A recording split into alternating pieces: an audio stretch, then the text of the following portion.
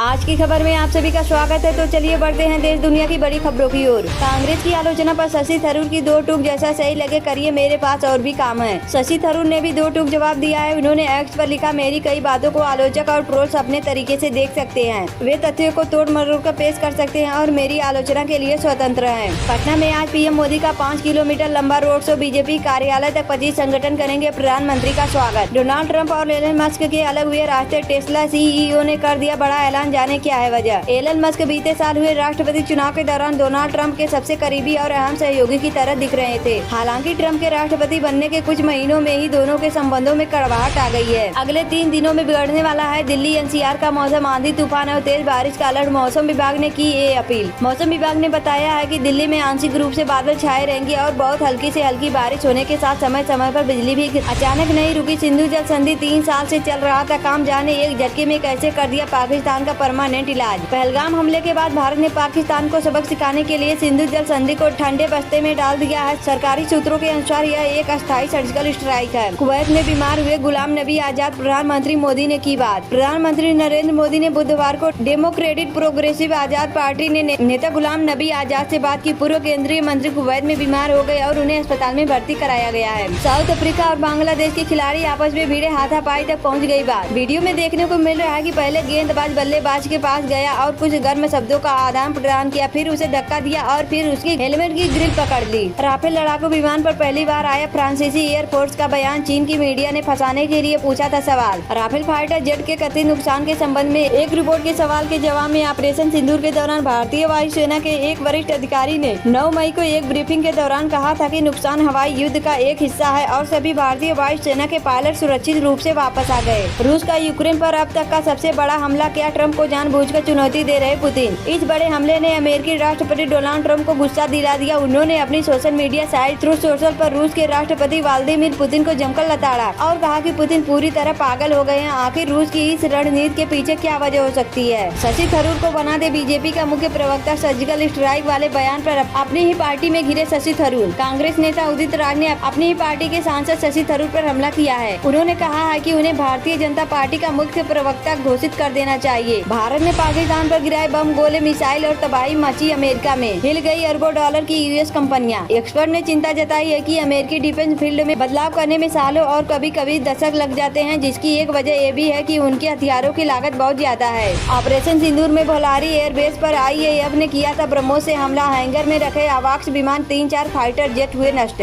Operation सिंदूर में भारतीय वायुसेना ने भोलारी एयरबेस पर ब्रह्मोस मिसाइल से किया था हमला। भारत की सैन्य ताकत और तकनीकी श्रेष्ठता का प्रतीक है साब। 2000 AWACS और 3-4 पश्चिम लड़ाकू विमानों का नष्ट होना पाकिस्तानी वायुसेना के लिए करारा झटका है। आतंक के खिलाफ भारत के साथ आई दुनिया, सऊदी अरब से लेकर इटली तक एक सुर में पाकिस्तान की हुई निंदा। आतंकवाद के खिलाफ भारत के प्रयासों को वैश्विक स्तर पर समर्थन मिल रहा है। सऊदी अरब ने पाकिस्तान प्रायोजित आतंकवाद के खिलाफ भारत के साथ खड़े होने की बात कही है, तो इटली ने द्विपक्षीय सहयोग का प्रस्ताव दिया है। इंडोनेशिया ने भी हर मंच पर भारत का साथ देने का वादा किया है। पहलगाम आतंकी हमले का सबसे बड़ा खुलासा, आसिम मुनीर मास्टरमाइंड पाकिस्तानी आर्मी थी शामिल। पहलगाम आतंकी हमले का सबसे बड़ा खुलासा हुआ है। सबूत मिले हैं कि पाकिस्तान का नया फील्ड आसिम मुनीर इस आतंकवादी हमले का मास्टरमाइंड था और इस हमले में पाकिस्तानी आर्मी भी शामिल थी। टैरिफ लगाने से रोका तो भारत पाकिस्तान सीज फायर पर खतरा, ट्रंप सरकार की कोर्ट में अजीब दलील। अमेरिका के छोटे व्यापारियों ने डोनाल्ड ट्रंप के प्रशासन के खिलाफ मुकदमा दायर किया है। उनका कहना है कि IEEPA के तहत राष्ट्रपति को टैरिफ लगाने का अधिकार नहीं है। फिर बजेगा सायरन, होगा ब्लैकआउट, इन 4 राज्यों में होगा मॉक ड्रिल। क्या है भारत का प्लान? पाकिस्तान की आर्मी चीफ आसिम मुनीर ने क्यों कराया पहलगाम हमला, कौन कौन था शामिल? पाकिस्तान के आर्मी चीफ आसिम मुनीर ने आखिर पहलगाम में आतंकी हमला क्यों कराया, इसके पीछे उनका मकसद क्या था और इस प्लान में वो कौन 3 लोग थे जो शामिल थे? सिंदूर वो बेच रहे हैं जो पहले चाय बेचते थे। ममता के मंत्री के बयान पर भड़की बीजेपी, TMC को बताया मीर जाफर कंपनी। बीजेपी नेता शहजाद पूनावाला ने मंत्री पर हमला बोलते हुए कहा कि आज TMC का मतलब तृणमूल कांग्रेस नहीं बल्कि मीर जाफर कंपनी होना चाहिए। पीएम मोदी के बयान से पाकिस्तान में मचा हड़कंप, दुश्मन देश ने फिर की गीदड़ भभकी। प्रधानमंत्री का POK पर सख्त बयान से पाकिस्तान में हलचल मच गई है। मोदी ने कहा है कि भारत आतंकवाद और POK पर कोई समझौता नहीं करेगा। पाकिस्तान ने डरकर उग्र प्रतिक्रिया दी और भीतर भभकी दी।